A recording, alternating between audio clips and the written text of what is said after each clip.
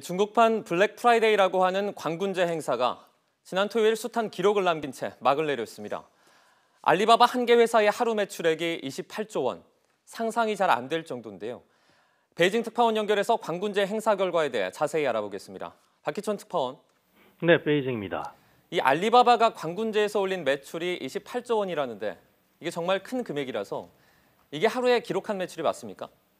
네, 그렇습니다. 광군제인 지난 토요일 하루 동안 알리바바가 판매한 금액이 1,682억 위안으로 집계가 됐습니다. 네. 우리 돈으로 환산하면 28조 3천억 원입니다. 네. 지난해 우리나라 백화점의 매출 총계가 29조 원이었는데 이에 육박하는 매출이 하루 만에 달성된 겁니다. 네. 더 놀라운 것은 광군제 할인 행사가 시작된 지 11초 만에 1억 위안을 돌파했고 100억 위안을 넘어서는 데는 3분이 걸렸습니다. 우리 돈 1조 원을 돌파하는 데 걸린 시간은 1분 47초였습니다. 덕분에 알리바바의 광군제 매출은 지난해보다 39%나 늘었습니다. 네. 지금 말씀하신 게 광군제 전체 매출액이 아닌 이 알리바바 한 개사만의 매출인 거죠? 네, 그렇습니다. 매출액 28조 원은 알리바바 혼자 기록한 거고요.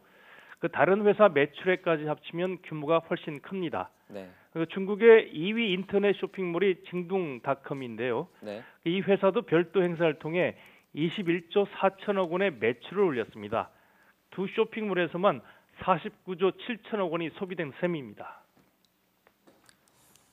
중국의 광군제 행사가 이렇게 성공할 수 있었던 배경은 뭡니까? 네, 여러 가지가 있을 수 있겠지만 가장 큰 요인은 모바일 결제가 일상화된 데서 찾을 수 있을 것 같습니다. 올해 행사에서 모바일로 상품을 구매한 비율이 90%에 달했거든요. 네. 모바일 상품 구매 비율이 2013년에는 14.8%에 불과했지만 매년 꾸준히 늘면서 지난해 82%를 기록하더니 올해는 90%대로 올라섰습니다. 알리바바가 쇼핑의 글로벌화를 시도한 것도 매출에 큰 기여를 했습니다. 이번에 알리바바 행사에 참여한 14만 개 브랜드 가운데 6만 개가 해외 브랜드였습니다. 네. 지난해 참여한 해외 브랜드 11,000여 개보다 5배 이상 늘어난 겁니다. 또 중국의 100여 개 브랜드들도 글로벌 판매를 진행했습니다. 네, 이렇게 중국의 광군제 할인 행사를 보면서 놀랍기도 하고 부럽기도 한데 이 광군제 잘 모르는 분도 계실 것 같아요. 어떻게 시작된 겁니까? 네, 원래 광군제는 독신자의 날이었습니다.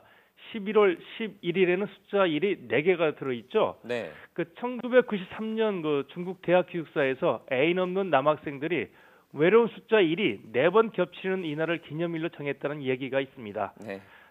그랬던 광군제가 중국판 블랙 프라이데이가 된 것은 알리바바의 마인 회장 때문입니다.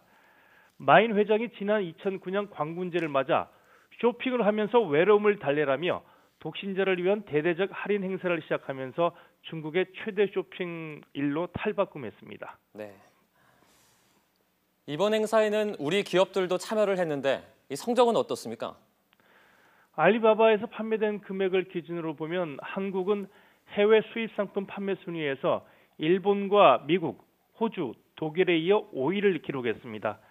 지난해 3위에서 2계단 떨어졌지만 한중 간의 사드 갈등으로 인한 여파가 해소되지 않은 상황을 고려하면 나름 선전했다는 평가입니다. 네. 이번에는 광군제 행사 광고에 한류 스타 전지현 씨도 등장해서 관심을 끌었다면서요? 네, 맨소레단 프리미엄 브랜드 하라다보가 광군제 판촉을 위해 알리바바의 온라인 쇼핑몰인 타오바오에 전지현 씨를 활용한 광고를 내걸었습니다. 네. 이 업체는 베이징 지하철 광고에도 같은 사진을 실었습니다.